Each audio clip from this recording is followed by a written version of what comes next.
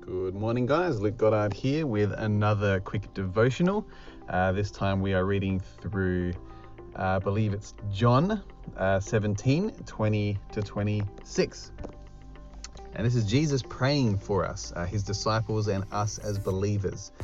I do not ask for these only, but also for those who will believe in me through their word, that they may all be one, just as you, Father, are in me, and I in you, that they also may be in us, so that the world may believe that you have sent me.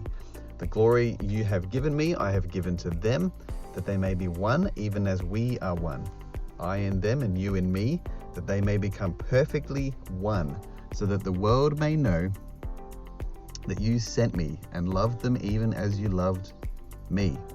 Father, I desire that they also, whom you have given me, may be with me where I am, to see my glory that you've given me because you loved me before the foundation of the world. O righteous Father, even though the world does not know you, I know you, and these know that you have sent me.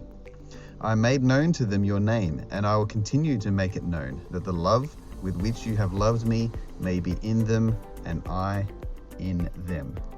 So this is like a major unity couple of verses here about Christian unity with God, God's unity with us, the unity we have with each other as believers, and what it takes to see that unity.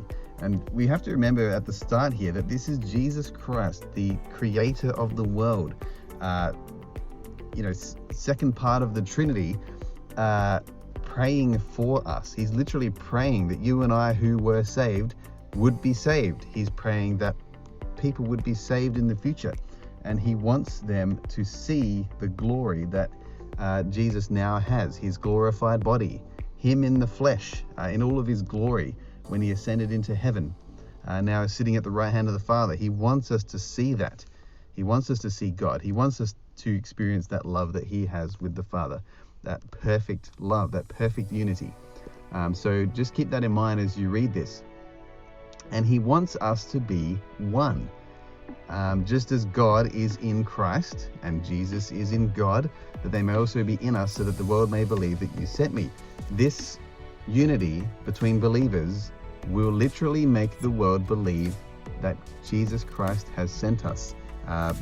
Us loving each other as ambassadors for Christ is one of the perfect examples to the world that Christians are Jesus's ambassadors, that God really has sent us. There's no other love like this. There's no other charities set up that display this kind of selfless love. There's no other street ministry. There's no other preaching ministry. There's no other free resource ministry like Christian ministry in the globe. It's just a worldwide love phenomenon because of the unity that's in Jesus Christ. That's in Christ in us, that the Holy Spirit empowers us to live out. And in verse 23, it says, I in them and you in me, that they may become perfectly one, so that the world may know that you sent me and loved them even as you've loved me. So even as God has loved Christ, God's perfect love that casts out all fear, God's perfect love that can forgive sins and is merciful to the unmerciful, the love shown to Jesus that God has that is perfect may exist in us and with each other. One day that'll be perfected when we all reach heaven, that new Jerusalem. Amen. So 24, Father, I desire that they also whom you've given me, so we are given to Jesus, we are handed to him, we are predestined to become sons and daughters of the Lord. Those that you've given me may be with me where I am, to see my glory that you've given me because you loved me before the foundation of the world. This is Jesus again reiterating that God's plan for salvation was in existence before the world even began. He had a plan to save mankind and to pluck you and I from sin, from death and the devil into life, and life eternal and life abundantly. And he wants us to be where he is, which is now in heaven. He wants us to experience heaven, to see heaven, to walk through heaven in perfect love with the Father. And it says here in verse 25, Righteous Father, even though the world does not know you, I know you, and these that you have sent me. So the world doesn't know Jesus. It thinks it does. It thinks it has some kind of knowledge of who Christ is. We have our calendars dated after him.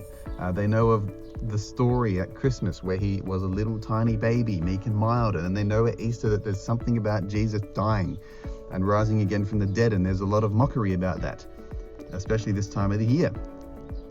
But those that do know Jesus and have been sent to Jesus, they experience this love and they see Jesus' glory, and they will one day be in heaven with God and with Christ in perfect unity. Those that do not know Jesus do not experience that. They experience the opposite of that. They experience eternal pain, eternal punishment, eternal torment in hell forever. They do not know Jesus. They think they do. It says here that the world does not know you, but I know you, and these know you that you have sent me.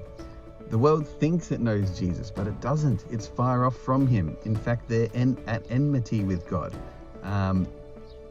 It says in Romans that the knowledge of the truth is suppressed in unrighteousness. It's suppressed in sin.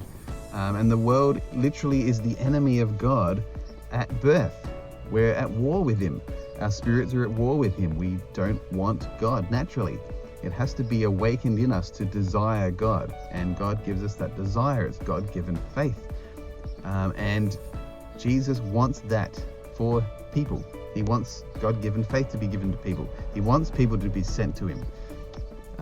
In verse 26, I made known to them your name, and I will continue to make it known, that the love which you've loved me may be in them and I in them. So Jesus is making a promise. He will make known to the world God's name.